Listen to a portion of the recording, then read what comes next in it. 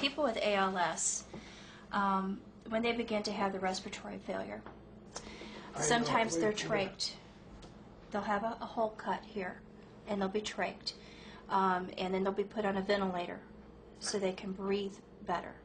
Well, that's a decision that I'll have to talk with my sons and my wife about. I assume you've seen a lot of people on these things. What is the quality of their life? Well, can they interact with people? Sure. Are they energetic the same way I am energetic now? Well, are they alive? Are they taking the world in? Are people dealing with them? Or all those things? What's the alternative if I don't take this thing? That would be respiratory failure. It would be That's a good way to go. much more quickly. Is it a horrible death? Are you choking? Or, for how long? It would come, the choking starts, you know, your swallowing ability is fine right now, obviously.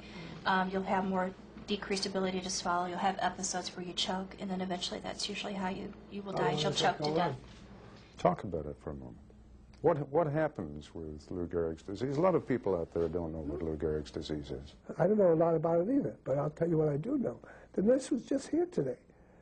My hands are going, which is the next phase after the legs. What does that mean when you say your hands are going? I won't be able to use them in a short while. Things are very heavy to pick up. You used a cruder example when we were in your bedroom before. Should I say it on TV? Go ahead and say it on TV, because in many respects, I think it brings it home far more than everything else you've been talking about. I'll say it on TV then.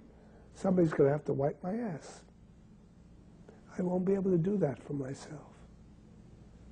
Now that's getting pretty far dependent. And one of the things I say in my reflections is indulge your dependency if you can't avoid it. Morrie, this conversation is by mutual agreement. Absolutely. Okay. I want you to confront for me for a moment the penultimate moment. When I die? No, that's the ultimate moment. Oh, you want one more before that? Yeah. All right. I want you to confront for me the moment when your still active mind is a prisoner of your no longer functioning body. Now, I know you've thought about that. Of course I have. And I know that has to scare the hell out of you. Not yet. Not yet. It'll scare the hell out of me when I get there. It just scares me a little bit now. When I'm at that moment, then I'll see how scared I am. But, I have to make a decision, not by myself, but with my friends and family, as to when it is enough. Genug. No more. I don't want it. So, is that your right? My right? With my friends and family, absolutely. Not mine alone.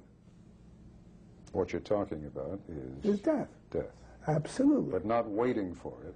No, doing it when I feel that the quality of my life has been destroyed to such a degree that I can't go on because I don't want to go on.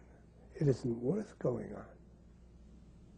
It isn't worth going on because I'm not able to do the things that make me who I am, like relating to people with affect, with enthusiasm, with, on the other hand, and I have to give you the other hand, when I talked about this with my meditation teacher, she said, maybe you'll want to go on just to be an inspiration to other people. So I have to consider this too. Can I be? Will I be?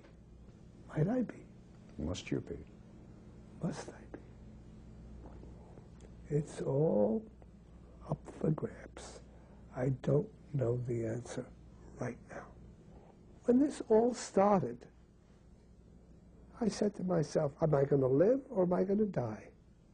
Meaning by that, I'll make a withdrawal like most people probably do. and give up on the world because it's been so horrible to me. Now, how am I going to live? I decide I'm going to live. But can I live the way I want to live? The way I try to reflect somewhat in those reflections? As I said, with dignity, with courage, with humor, with relatedness. Again, I didn't know whether I could do it or not at that moment, but I said, I'm going to try my best. I made a willful determination to call on all my resources to enable me to live with composure, as I put it. And so far, I'm able to do it. Whether I'll be able to continue when that moment comes, I don't know. But I'm betting on myself that I will.